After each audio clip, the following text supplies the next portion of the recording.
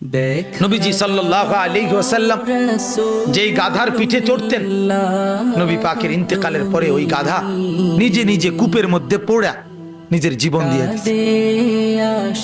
নবী সাল্লাল্লাহু আলাইহি সাল্লামের ইন্তেকালের পরে যেই উটনি, আল্লাহ নবী সাল্লাল্লাহু আলাইহি সাল্লাম উটনি মানে মহিলা জাতের উট, এই উটনিতে চড়তেন।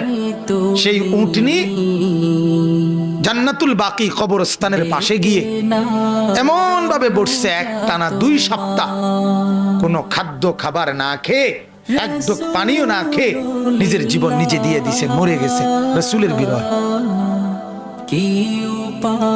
হযরতে আব্দুল্লাহ ইবনে যায়েদ ইবনে আব্দে রব্বিহি নবীজির একজন সাহাবী, সর্বপ্রথম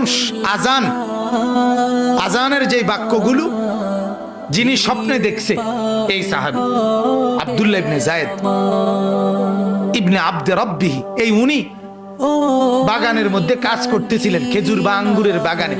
এই অবস্থায় ওনার কানে আওয়াজ পড়ছে, সরদারে দো আলম নবীজি ইন্তেকাল করছে।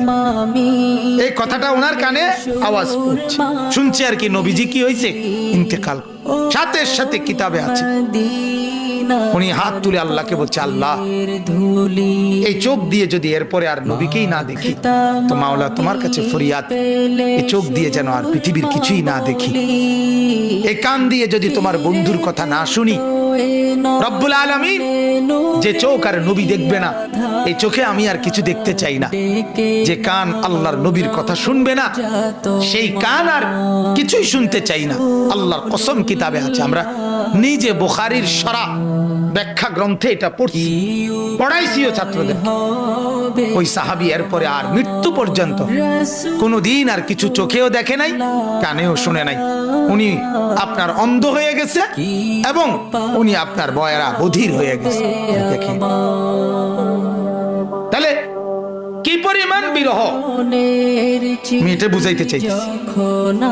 নবী পাক সাল্লাল্লাহু আলাইহি সাল্লাম সেই তাকেও কি যাইতে হইছে, কবরে যাইতেছে।